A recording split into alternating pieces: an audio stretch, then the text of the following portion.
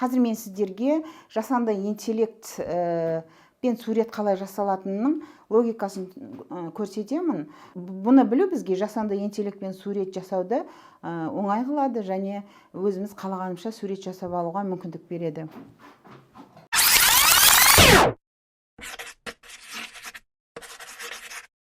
Неғұрлым дәл промпт жазсақ, соғұрлым бізге жақсы өзіміз қалағандай сурет жасап береді. Мысалы, маған әдемі қозының суретін салып берші деп жазсаңыз, әдемі деген сөзді жасанды интеллект түсінбейді. Оны адамға да түсінбейді ғой. Мысалы, әркімге әртүрлі ғой әдемі деген ұғым. Мысалы, айтады ғой, анау аңызда Мәжнүннің сүйген қызын патша көрген кезде, әй, осы ма сенің сүйген қызың деген ғой. Өйткені қараса, алып келіңдерші деп, осы Мәжнүн деген осын сайын Мәжнүн болып сүйетінде кім екен көрейін деп қызығып, жаңағы алып келеді ғой. Сөйтсе, алып келсе, ол қара-құра бір кішкентай қыз екен.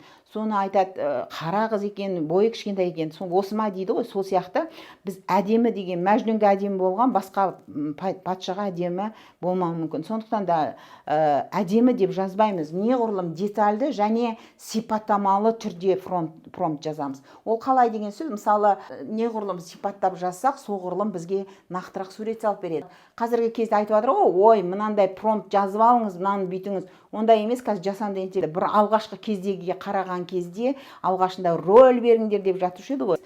Елдің промптын алғанша осы логиканы түсініп алып, неғұрлым өзің промпт жазып, өзің үйреніп алсаң, ол пайдалы болады деп ойлаймын.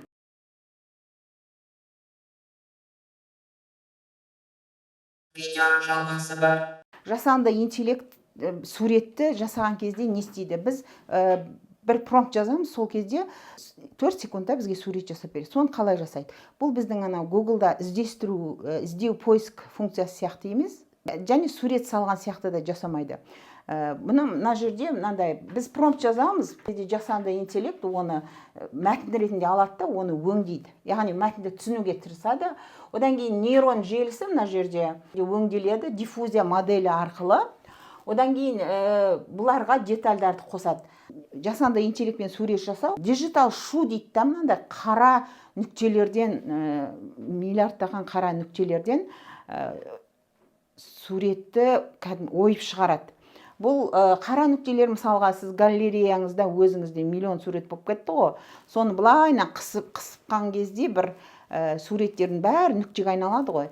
Дәл сол секілді қысылады да, бұл сурет нелер миллиондаған жасанды интеллектке суреттен үйретілген ғой. Енді ол мынандай суретті қайдан табады? Осының арасынан промптымызға қарай векторлық әр сөзді тауып, мысалы, осы жерде қозы, ұшу, аспан деп жазған бойынша сол суреттердің векторынан табады. Енді біз сондықтан да неғұрлым дәл промпт жазсақ, соғұрлым бізге жақсы өзіміз қалағандай сурет жасап береді. Мысалы, маған әдемі қозының суретін салып бер десе, немесе бір әдемі бір сынып бұрышын салып берші деп жазсаңыз, әдемі деген сөзді жасанды интеллект түсінбейді. Оны адамға да түсінбейді ғой. Мысалы, әркімге әртүрлі ғой әдемі деген ұғым. Мысалы, әдемі деп жазбаймыз. Неғұрлым детальды және сипаттамалы түрде промпт жазамыз. Аспанда ұшқан қозы қандай деген сұраққа жауап беретінде жазуымыз керек. Яғни неғұрлым сипаттап жазсақ, соғұрлым бізге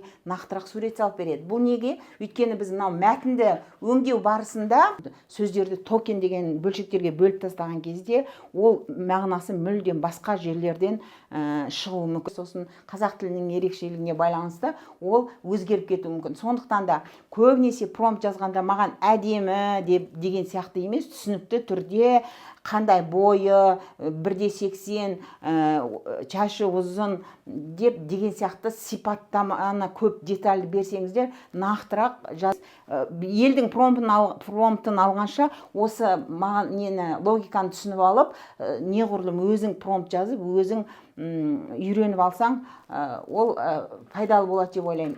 Міне осы жасанды интеллект сурет қалай жасайды деген логикасы осында.